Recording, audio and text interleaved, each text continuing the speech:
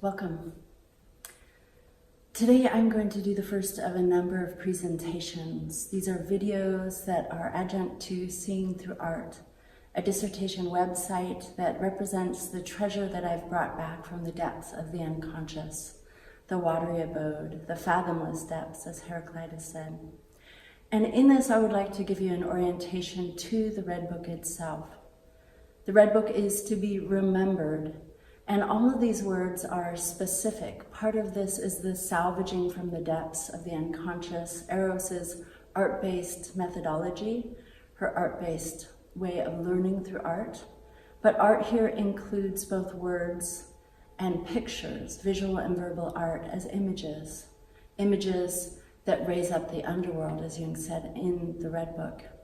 So listen to the words, look at the images, and let your imagination roam as we enter the Red Book. We begin with an introduction, and what I'd like to do here is give you a bit of a framework. This is through the lens, seeing through the lens of the soul, a psychological lens, a depth psychological lens, and it's also with the nuance of my own personal lens. This is how I viewed the Red Book.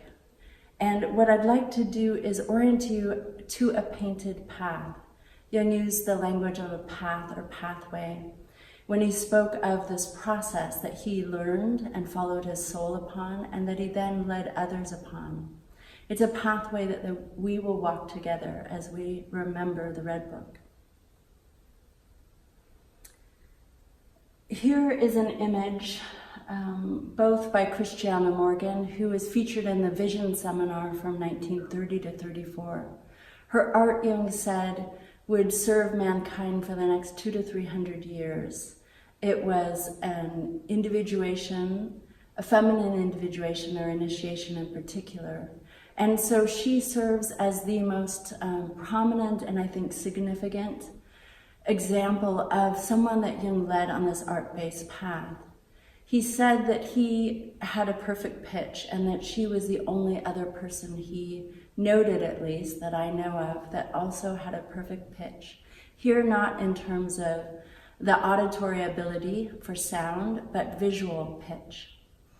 And you can see here that she has this beautiful image, these two that I've selected, seeing through the lens of art. This is a psychology of sight based on the vision-making function. Again, something she had this innate aptitude, as did Jung, for this entering into the activation of the image.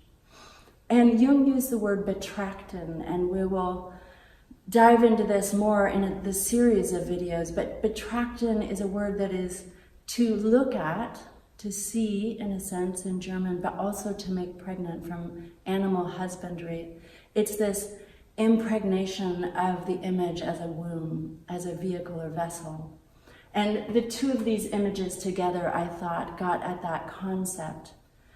In this, you are learning to see, seeing through art, as a lens to the soul, the eye as a window to the soul, as a way to achieve the transcendent function. What Jung referenced in different ways, thesis and antithesis, sometimes synthesis, he said lysis. But essentially this can be seen in the king and the queen of alchemy who give birth, the conjunctio, the conceptio, that gives birth to that transcendent third.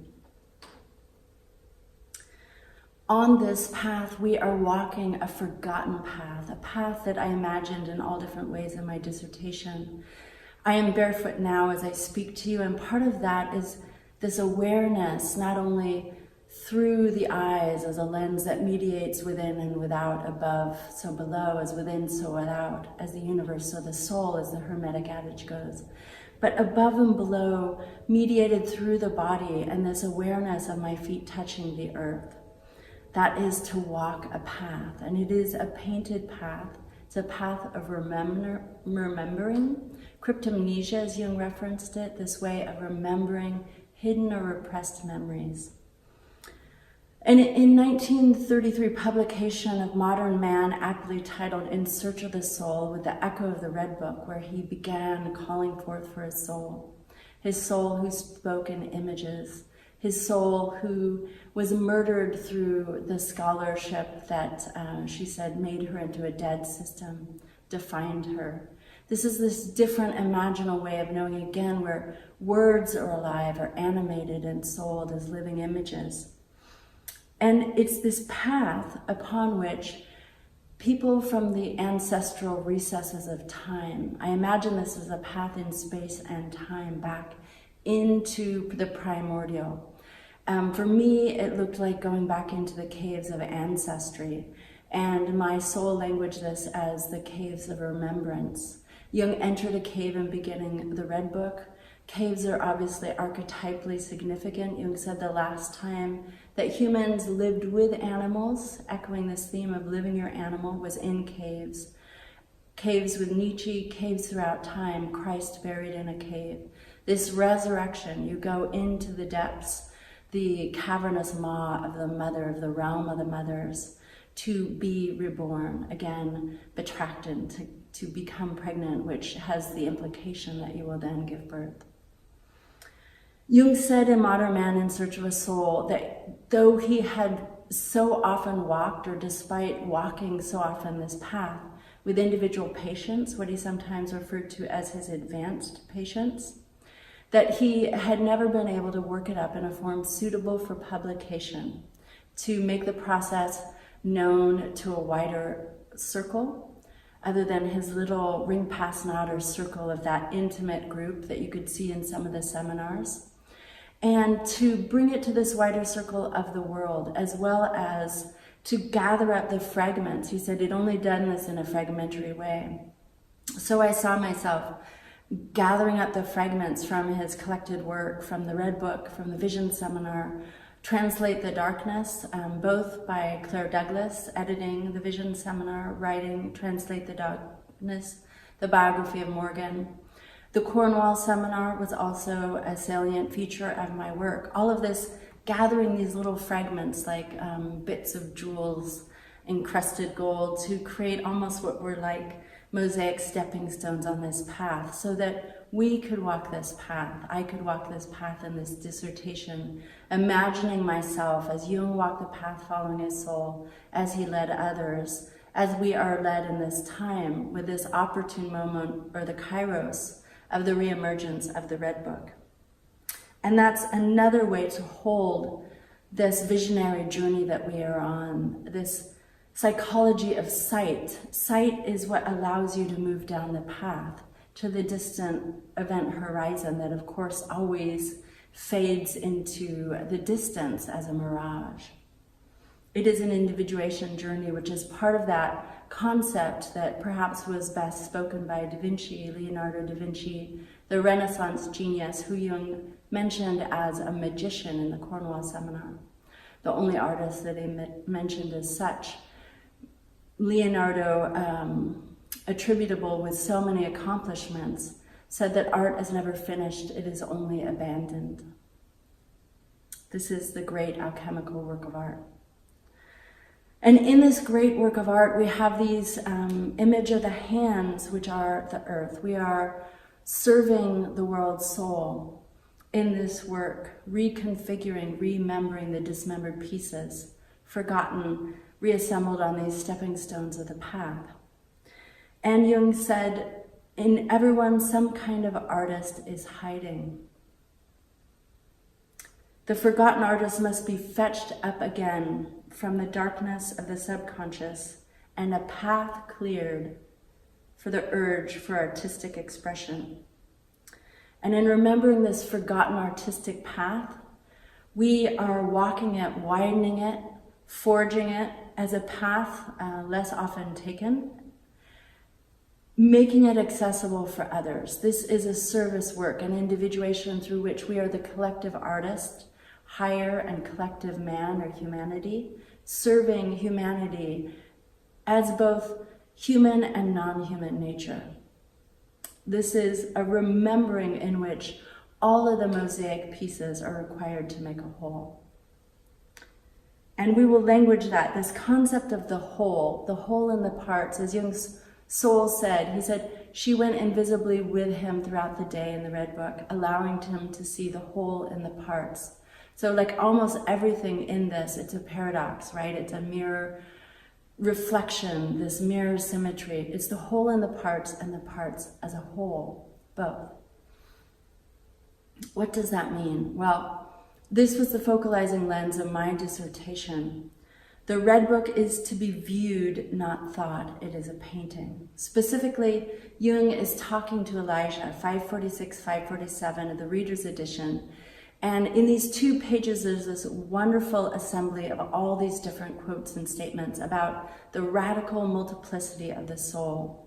She's near, nearest, far, furthest, many in one. She's a serpent and a bird, which is to say theriomorphic or animalistic, transcendent as the dove, and the serpent, which is the earth soul, the celestial and the terrestrial, transcendent and immanent, above and below.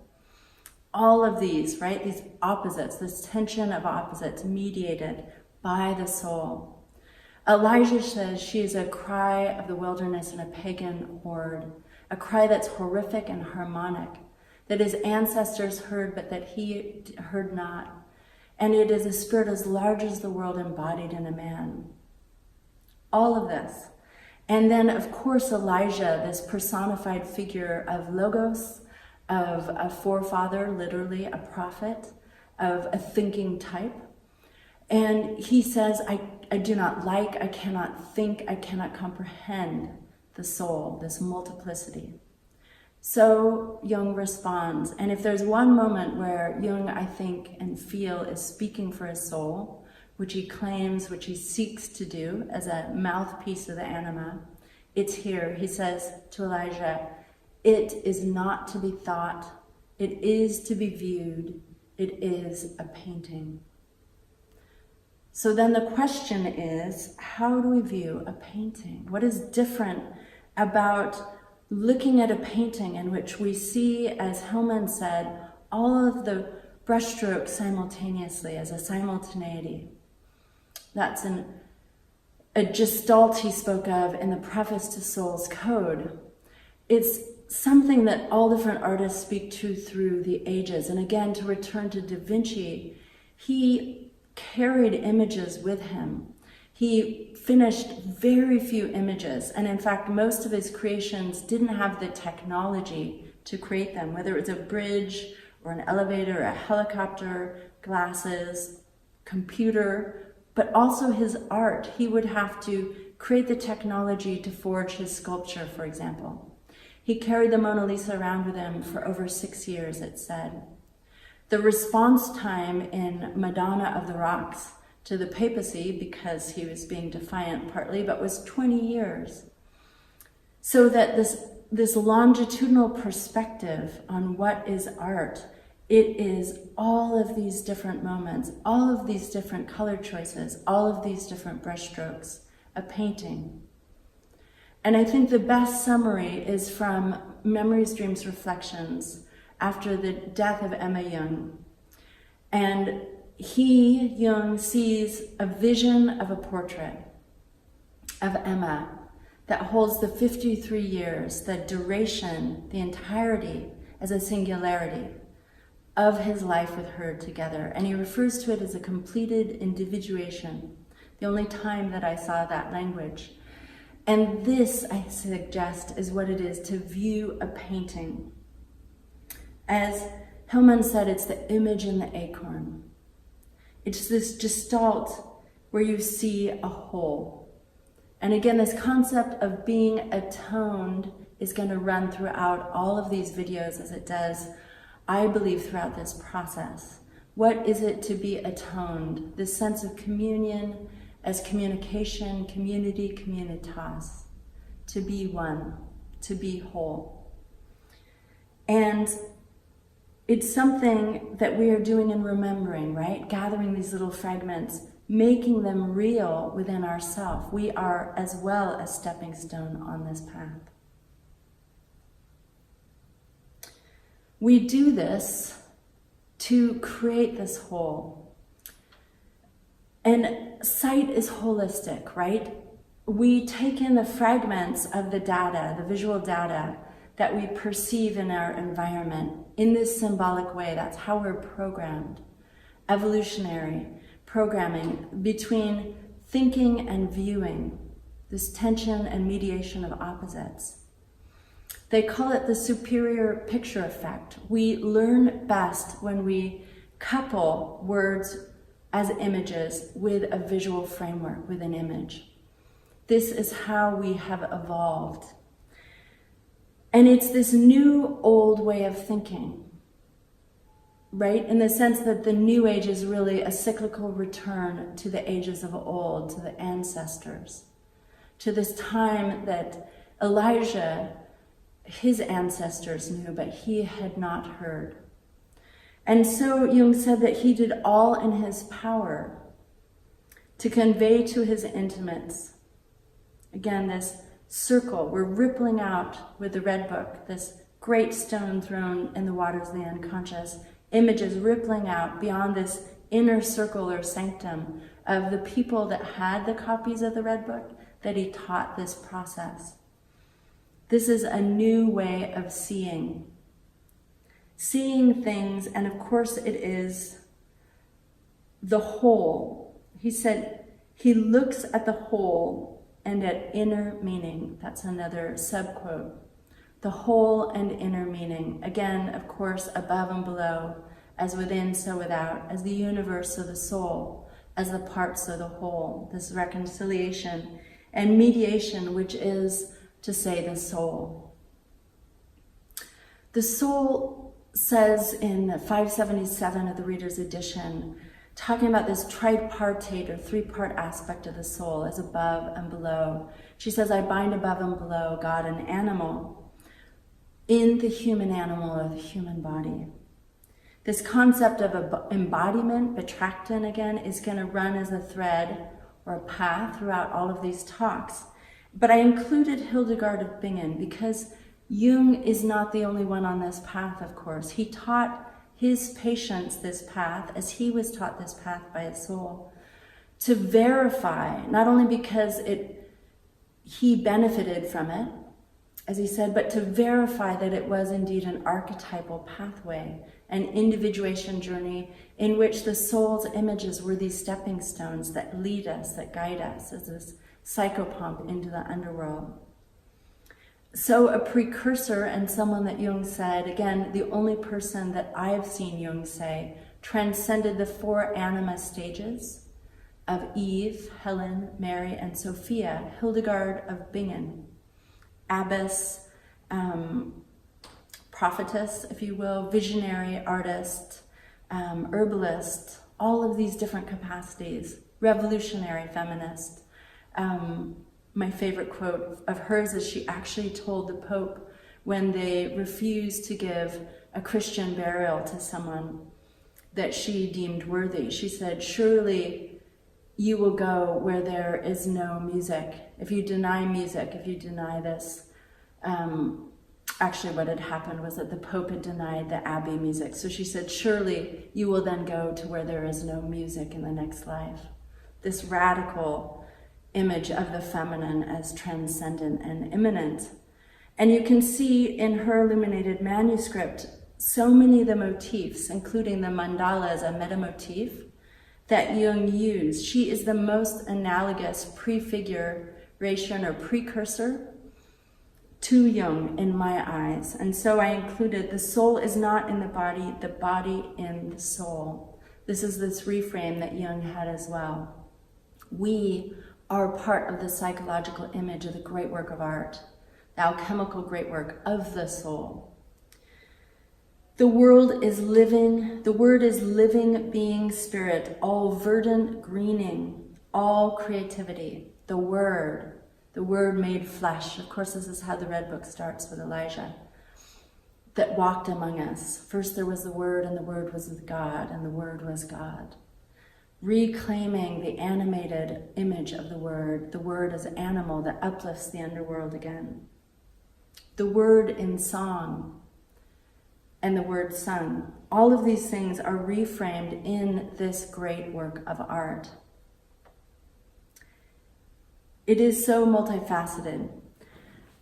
In a statement right after it is to be viewed, it is a painting, Jung said to Elijah that this was to overcome the old and ingrained mistake that the one excludes the many, and conversely, the many, the one. We need both words, visual and verbal art, reclaiming words, not incidentally of the right hemisphere, as I will get into it, with the left eye. Again, this is a psychology of sight. The left eye associated with the soul that looks back to prehistory, according to Jacob Bohm, who Jung called a visionary genius. Unconscious soul, looking back to prehistory, associated with the right hemisphere, that not incidentally sees the whole, puts together, remembers the dismembered parts of the left hemisphere. A tree is a way to do that as well. If we're looking at meta motifs, we have the mandala as a sacred circle, an archetypal image of the whole, or an archetype of the whole and wholeness of the center. The soul is not linear, sequential, Jung said, but a circumambulation of the image, sometimes referred to as a spiral. Marion Woodman echoed that, the spiral return. And Jung said, sometimes a tree tells you more than can be read in books. The tree is this amazing image, like a hole in a mandala, again, the sacred circle, not incidentally the magic circle of psychology, sacred circle, a hole, a lens, like the lens of the eye, but also a tree is another way to hold that in a different way. And I want to have you play as you listen to me with some of these images. So if you have a circle, and you can see there's Sephiroth, there's circles, spheres, within a lot of the trees. The tree of life has the circles within it. A circle to me, especially with a bindu or a point in the center, speaks of depth. And a tree speaks of height to me. But you can begin to play with these images, activate them within your body as an imaginal body.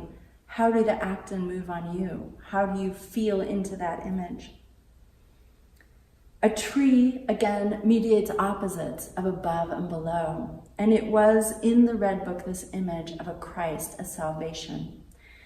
The union of Christ with the symbol of a tree, as Jung said. This is, to say, a reframe. And I imagine all of this as a reframe in terms of the dark night, the circumambulation of the image of the exodus from Eden, from the tree of knowledge to the tree of life. All of that is in the Red Book. It was certainly prominent, more prominent in my own dissertation in which I applied this art-based practice. You will have your own mythos. But what I suggest will be true is this tension of opposites, this reframing of the image, an inverting often of the image. So these great quotes, these are from the stanzas of Cézanne, from Theosophy, which I have more of a history actually than Jungian psychology, but of a contemporary period. Blavatsky, and then also Eranos was created for Annie Besant originally, and Jung ended up moving into that arena, but a lot of kindred aspects represented differently. Darkness, it says, is the one actuality, the basis and the root of light. Light is matter and darkness pure spirit. Dragon the king with the eye of self-existence. Dragon the king I didn't include in the quote, but is referencing the serpent in Eden as the king, and the king of death and the underworld. I'm going to get into this more, but this serpent can be seen as Tiamat, remembered. There's that great saying that the gods and the goddesses of the previous age are reborn as the demons of the next, like Tiamat, like Lilith. And also this concept that will come into play with the dual aspect of the serpent as in Gematria, the addition of the numerical valuation in Hebraic tradition, which is serpent as trickster and redeemer.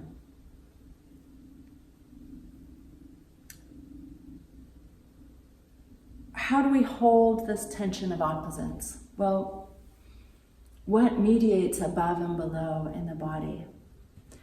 It's in the center region and the heart.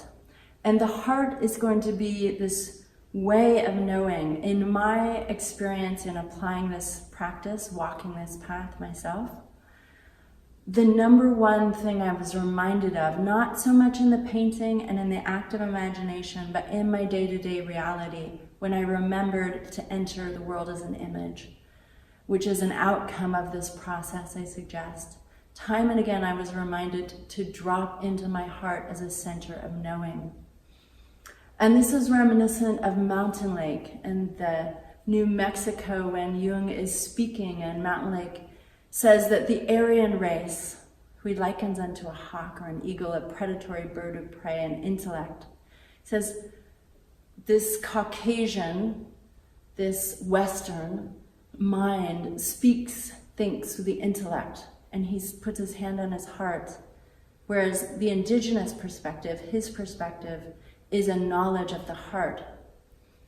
This is Egyptian, and if you see dancing, tribal dancing, there's often this movement, and I think it's this perspective of the heart, this breathing of this heart, this seeing and this viewing, this knowledge of the heart. And this is the way in which we are beginning to know, returning to this ancestral memory, remembering the past, in this heart-based and art-based methodology. And the Spirit of the Depths articulates this in the Red Book, saying, as this personification of the soul, everything, the Red Book, Jung says, in that book is your soul. Everything can be seen as this radical multiplicity of soul. The personified voice of the Spirit of the Depths said that the soul, the knowledge of the soul, is everywhere where scholarship is not. It is a knowledge found not in the mouth of any teacher or in any book, but a knowledge of the heart. Again, this return to the heart. And whereas there are aspects of this teaching, of this applied methodology, method as Jung called it, I'm referring to it as a methodology because the theory that underlies it and the theory that's born from it, I think, bespeaks a methodology. Jung referred to it as a method. His technique, he referred to it as a method, and also the intuitive method. This is a knowledge of the heart, and it is this way of knowing that returns in this circumambulation of the image, I suggest, to Eden, and I'll get into why, but to this past time in which we were embodied before the fall, before the separation, before the knowledge of good and evil, of light and dark, the tension of opposites. We're returning again in that path of wholeness, which is healing, of atonement, of communion, in the circumambulation of the dark night of the soul. This heart that comes to mind, and there is a knowledge of the heart. I say that not only the mind is animus, but this knowledge of the heart that we have lost track of, in a sense, we've forgotten, is a knowledge that I have in these containers, these vessels that hold the heart in Egyptian practice. All of the body was mummified and the heart was taken out because the heart was the seat not only of life, but of knowledge. Educating the mind without educating the heart is no education at all, as Aristotle said. Again, these are archetypal truths, so there are all different variations on these themes, but we can begin to see the whole picture by gathering through amplification these little fragmented parts of the image. This is a return to the heart. And it is return to Dionysus. If you were going to attribute to a god, the god of the Red Book, Dionysus, who's the god of women, supposedly not only in a way hermaphroditic himself, Hermes and Aphrodite, androgynous in a certain perspective, but also monogamous, a god of women. Women worshipped him. This fascinating relationship to gender, eros and logos, to the feminine, to dismemberment and rememberment, torn apart, dismembered, consumed in communion, in effect, by the Titans.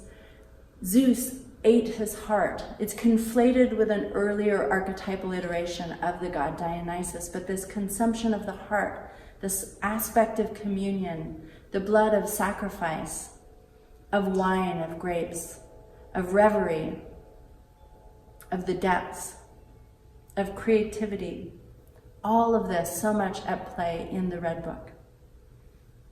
And not least of which, the animality. You can see that in this great image. But in the Cornwall seminar, Jung spoke of a time to bring spirit. He said, perhaps the time has come to bring the spirit that we have gained in a return back to the ancestral depths, not in a literalized sense of the animal community, as in the literal Dionysian rites, but in a new remembering, a return to the image on this spiral path of return, a new image of Dionysus, so to speak.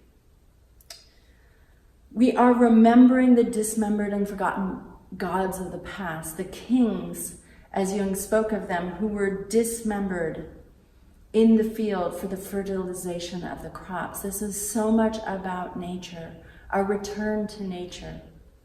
What will be languaged as a participation mystique, using the term as Jung did of Lucien Levy-Bruhl for this mystical participation and return that merges or unifies subject and object, this mediation of opposites through sight and insight, in which the magical perspective sees them as one. And you can enter as a bridge into the image, and the image can enter into you. And here we're remembering the forgotten past, and I'd like to include that my soul's calling to this practice, this art-based teaching, was through an oracular experience, very simple, that said people have forgotten how to learn through art. Again, remembering the dismembered, forgotten, remembering. This is my attempt. I'd never read Jung, and I was in my 40s, called to this work because I suspect I had been on this path, or at least intersecting it in my own blind navigation. Prior to that, I had studied theosophy, anthroposophy, alchemy, Gnosticism, ritual art, ancestral practice, on and on and on, but not Jung, who then held all of these in a containment. And the first book that I read was the Red Book. And I thought, my God, this is how to learn through art, this remembering. And that's my path. And so I include that. We are learning to remember art as a way of knowing. It's a way of knowing in this sense of a return to the garden. Knowledge of good and evil. This carnal knowledge, tacit knowledge coined by Michael Pagliani. Humanist Clark Moustakas speaks of it in this almost exact verbatim way of the Red Book, fascinatingly, about this remembering of the whole. It is a way of knowing that is nonverbal creativity, again, other than metaphor and symbol. Words, other than metaphor and symbol, are left hemispheric functions in terms of the isolation. The right hemisphere works with words as metaphor and symbol as image. So it's significant. This is the reanimating of the word that both Hildegard von Bingen and Jung spoke of, that we're returning to. And these great quotes from the Red Book. So much of my own process was about Adam and Eve. From the Black Book 4, in a footnote, Shamdasani, Sonu Shamdasani, the editor, Jungian historian and specialist, is writing about a comment. We, the soul says, of Jung and the soul, are playing Adam and Eve from Black Book 4, this return to Eden. If you crush the covering of shame, again, the knowledge that opened Adam and Eve's eyes in this psychology of sight and insight, but after which they fled in shame, they covered the body, a knowledge of the body. If you crush the covering of shame, those fig leaves, that covering, and when the two become one, and Jung speaks of this in all different ways, the two become one, and the male with the female, neither male nor female. This is a gendered and non-gendered approach. It is the masculine and the feminine best held in that hermaphroditic image of the divine androgyny. And Jung says again, in this way that almost anticipates post-Jungian perspectives on gender and the anima and animus. But humankind is masculine and feminine, not just man or woman. You can hardly say of your soul what sex it is. There's this conflation at times, like the Cornwall seminar. Jung definitely says eros and logos, heart and head, woman and man. In the appendices and the afterword of the Red Book, Jung does a very similar thing with men and women, masculine and feminine. He is never singular, right? Jung is always constellating the image, circumambulating the image almost to show us the center. But it has this wonderful complexity in terms of the poles. It is this, it is that, and it is what is in between. What allows us to see the beginning and the end, Alpha and Omega, Arche and Telos? I suggest art history.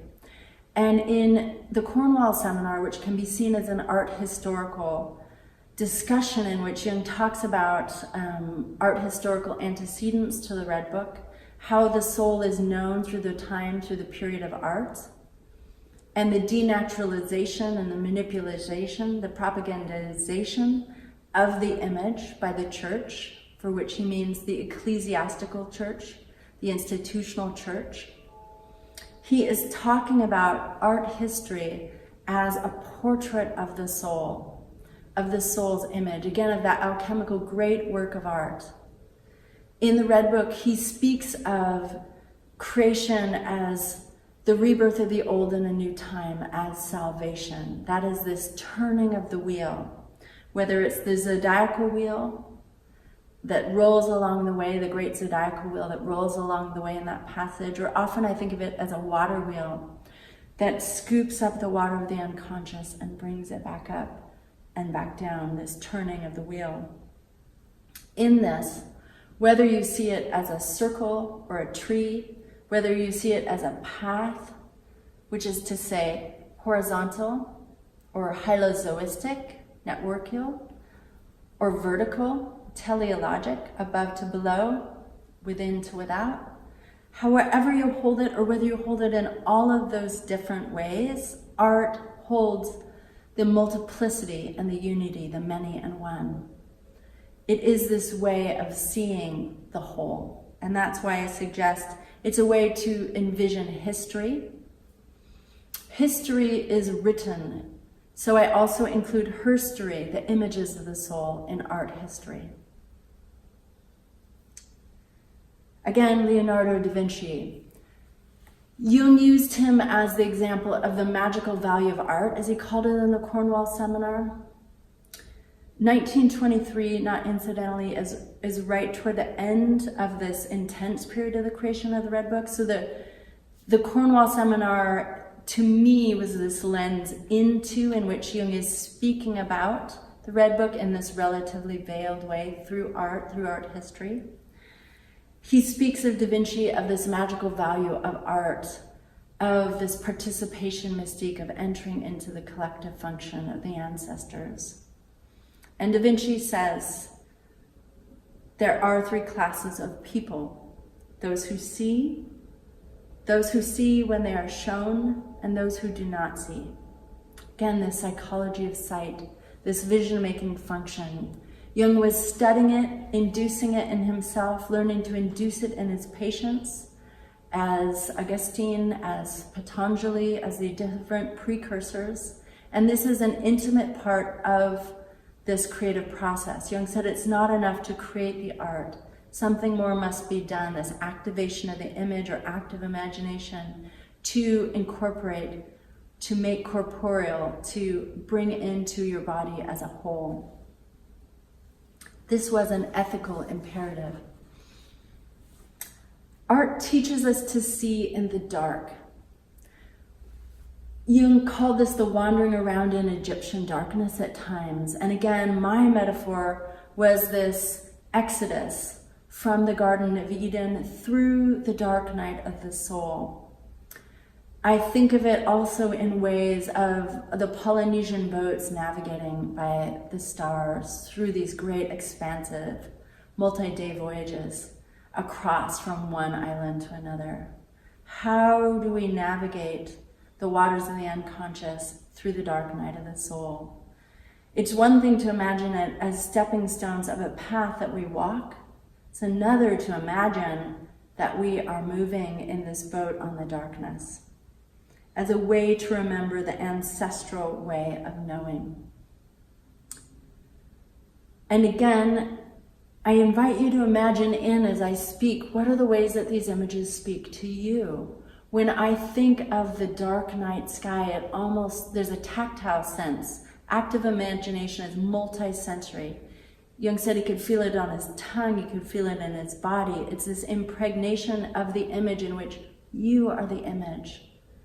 You are activated. The image is activated here and activates here, this mediation. In this, we are returning, we are remembering to this way of knowing in which that separation, what's sometimes called the heresy of separation between self and other, is bridged. And for me, the night sky was that. Instead of feeling distant and remote in the darkness, you feel you are one with the night sky, this velvet black, almost indigo, with this textural sense of this soft beauty and the illumination of the points of light of the stars as pearls bedecking the heavens. So begin to play with and bring to you, activate the ways in which you imagine these images, you imagine this path, because everyone has some familiarity with this path. It may be an active practice that you already undergo.